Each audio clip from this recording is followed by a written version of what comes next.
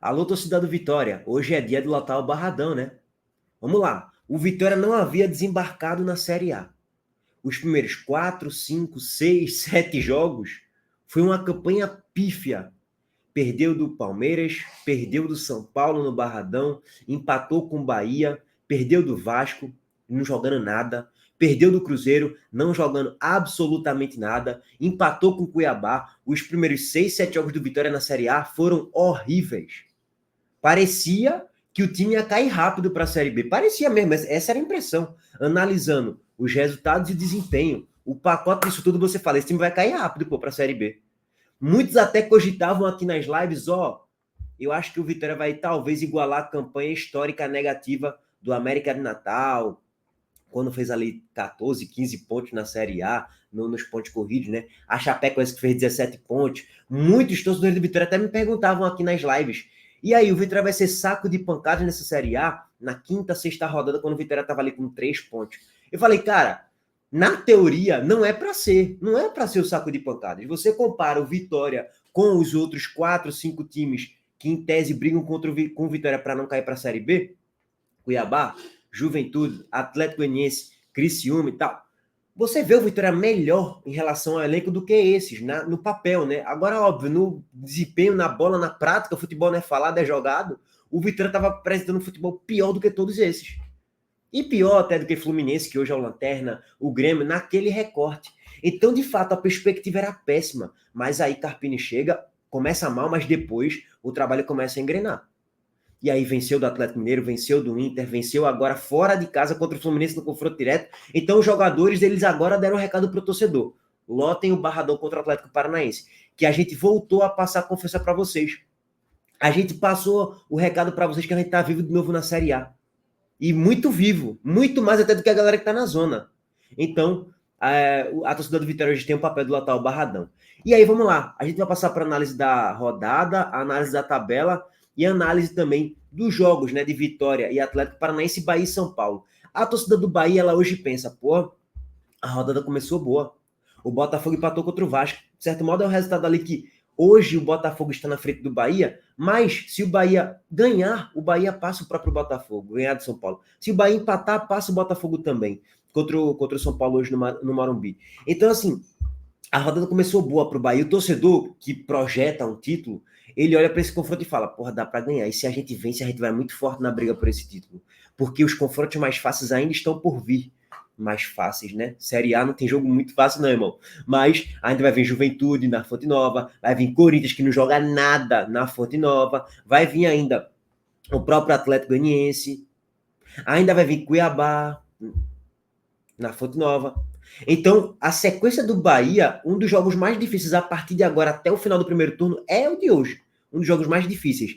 E se vê esses jogos mais difíceis, passa uma perspectiva ainda maior que o time pode brigar lá na parte de cima da tabela. Não, quando eu falo parte de cima, gente, não é só de G8 para cima, não. É de G4 para cima. Talvez projetando até um título mesmo brasileiro da Série A. Dito tudo isso, toda essa introdução, vamos passar aqui para os gols de Botafogo e Vasco ontem na Série A. Em São Januário, o jogo ficou no empate. É um resultado bom para a Vitória e para a Bahia ao mesmo tempo, tá? Léo Jardim falhou. Cabeçada de Bastos, cruzamento de escanteio e Léo Jardim foi mão de lodo nessa aqui. Bracinho de jacaré, viu? Não tem como. Eu gosto do Léo Jardim, acho um excelente goleiro, milagroso, mas a bola foi muito em cima dele, dava para fazer a defesa. Não foi muito queima-roupa. Beleza que a cabeçada foi forte de certo modo, mas falhou, não tem para onde. E o Botafogo abre o placar com Bastos de cabeça no segundo tempo, mas o Vasco empata, Piton participando, né? Cruzamento de Piton, desvio de cabeça de Verrete no cantinho, bochecha da rede. Fica também a sensação que a cabeçada foi um pouquinho fraca e John talvez deveria chegar, né? Mas Verrete, como é bom o tal do Verrete, viu? Muito bom centroavante, é o cara do último toque. Se você contratar Verrete para ser o teu distribuidor jogado e jogar fora da galera, esquece, tá contratando errado. Mas se for o cara para receber a bola, cruzamento de cabeça, ele é especialista. Talvez o melhor centroavante do Brasil de cabeça, atuando no futebol brasileiro, no caso, na Série A, de cabeça talvez é o mesmo. Lógico que ele não é o melhor centroavante do Brasil. Lucero, para mim, é melhor. Pedro é melhor do que ele. Tem outro centroavante, mas Verrete tá ali no top 7, top 6, talvez, de um dos melhores centroavantes do Brasil. Talvez sim.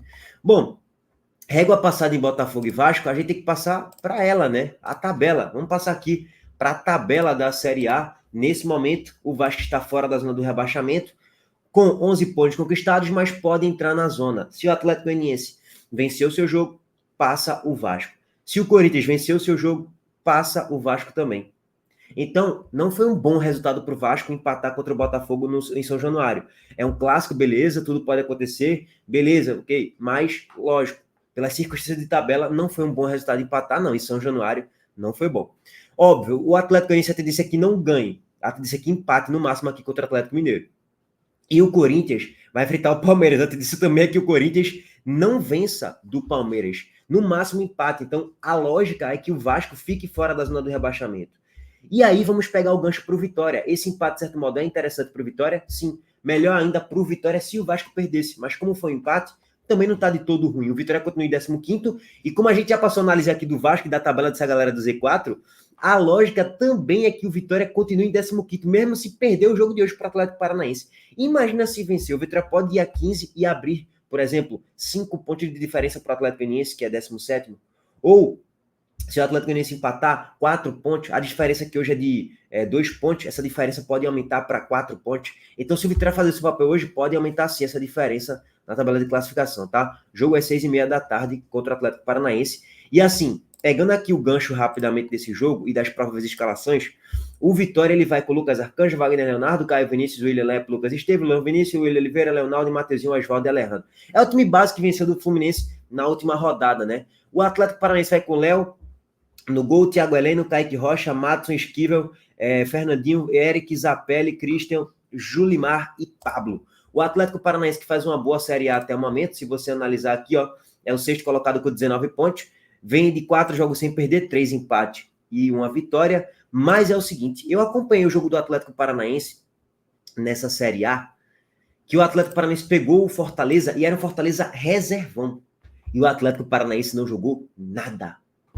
Era para tomar uns 3-0 do Fortaleza. Fortaleza reservão, tá, gente? Não é o Fortaleza titular, com todo, não. É o Fortaleza reservão com um monte de desfalques. E Fortaleza venceu e desmobilizado. Que tinha o jogo da Sul-Americana, era da Copa do Nordeste. Era da Copa do Nordeste, a final contra o CRB.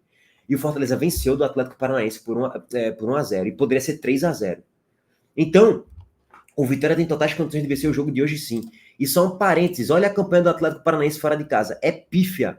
São 6 jogos e 5 pontos conquistados até o momento. 1 vitória e o resto são derrotas e empate. 3 derrotas e 2 empates. Então, eu vejo o Vitória como leve favorito aí nesse confronto. Não só eu vejo como um leve favorito, como o próprio GE coloca ali mais ou menos a tendência do empate para a vitória do Vitória no Barradão. 4-3-1, basicamente, seria esse o prognóstico aqui do GE, de cada um ali dos comentaristas que palpitaram na vitória do Vitória, ou no empate, ou na vitória do Atlético Paranaense. A lógica é mais ou menos essa, do empate para a vitória do Vitória. Óbvio, o Atlético Paranaense pode vencer? É óbvio que pode também. O Atlético Paranaense tem um elenco melhor do que o do Vitória. Faz uma campanha bem melhor do que a do Vitória. E o Atlético Paranaense vai brigar lá em cima na Série A. Então o Atlético Paranaense pode vencer o jogo de hoje, sem dúvidas nenhuma. Régua passada de Vitória e Atlético Paranaense, vamos passar agora para o histórico, né? Rapidamente o histórico aqui, faltou eu compartilhar com vocês, o histórico de Vitória e Atlético Paranaense no Barradão. O Vitória leva uma vantagem, mas não é uma freguesia. Nos últimos 2 jogos no Barradão, o Atlético Paranaense foi que venceu, mas no histórico geral, 11 vitórias do Vitória, 4 empates e 6 derrotas. Passando agora para São Paulo e Bahia, no Morumbi, jogo dificílimo para o Bahia. Aqui você vê uma soberania maior do São Paulo jogando no Morumbi contra o Bahia, né? Foram 22 jogos, 11 vitórias de São Paulo, 7 empates e apenas 4 vitórias do Bahia. No recorte recente, o São Paulo ele vem de 3 jogos de vencibilidade contra o Bahia, 2020, 21 e 23, 2 empates e 1 vitória apenas do São Paulo. 2019 o Bahia venceu por 1-0. É aquilo, sempre são confrontos de 1-0, 1-1, 2-0, 1-0, 1-0, 0-0. Sempre são confrontos extremamente difíceis para as duas equipes. E é o seguinte, meus amigos, o Bahia, nesse momento na tabela, se a gente analisar aqui, o Bahia ele está com 24 pontos, com a mesma pontuação do Botafogo e do Flamengo. O Flamengo vai enfrentar nessa rodada o Cruzeiro, jogo dificílimo para o Flamengo, tá? O Cruzeiro vai vir forte nessa briga também, disso eu não tenho a menor dúvida. E o São Paulo é um time hoje de meio de tabela, né? Tá em 8º colocado, meio de tabela para cima, vem de a vitória contra o Criciúma, mas antes disso tinha perdido de 4 para o Vasco e também perdeu para o Cuiabá. E aí é o seguinte, óbvio, pelo fator Morumbi, o elenco do São Paulo tem muita qualidade também. Você pode pender ali para talvez um leve favoritismo ali para o São Paulo, mas pelo recorte recente, pelo que jogam, o Bahia teoricamente seria o favorito e vai tentar dar as cartas no jogo, vai tentar propor mais jogo, vai tentar ter mais posse de bola, e o Bahia vem apresentando bom futebol, torna-se um jogo muito imprevisível você cravar qualquer tipo de coisa aqui, tá? Mas, ó, para fazer escalações, São Paulo vai com o Jandrei, Alan Franco, Arboleda, Igor Vinícius e Wellington, Luiz Gustavo, ele mesmo, tá? Luiz Gustavo, ex-seleção brasileira, do 7-1. Alisson, Luciano, Ferreirinha, Lucas Moura e Calera. É um time muito qualificado. E olha que o São Paulo tem vários desfalques por convocação para a seleção na Copa América e também por lesão.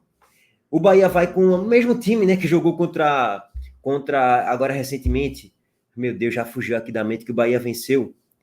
Fugiu da mente. Fugiu da memória agora. Deixa eu até voltar aqui. Fugiu, tá, gente? Não vou negar.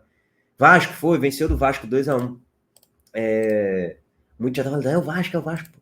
2-1. O Bahia vai com o mesmo time, basicamente, não muda em nada, o mesmo modelo de jogo, a gente já fala aqui todas as lives e vídeos pós e pré-jogo, assim, que a gente fala um pouquinho do Bahia.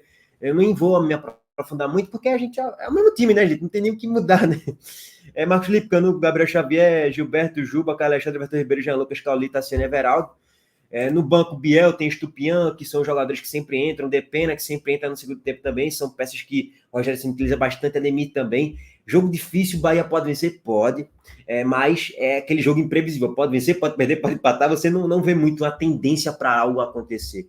O GE colocou nos seus palpites o Bahia como um levíssimo favorito pelos palpites dele, né? Seria 1 voto para a vitória do São Paulo, 5 para o empate e 2 votos para a vitória do Bahia. Para mim é bem coerente, acho que está muito por aí. Talvez ainda, para exagerar aqui mais um pouquinho, seria 1 voto para a vitória do São Paulo, 1 para o Bahia e 6 para o empate. Tá com a cara de empate arredado desse jogo, tá? Bom, é isso. Abraço para todos vocês. Estamos de volta aí mais tarde em live. Vou acompanhar os jogos e trazer as análises aqui para vocês. Tamo junto, gente. Valeu. Abraço.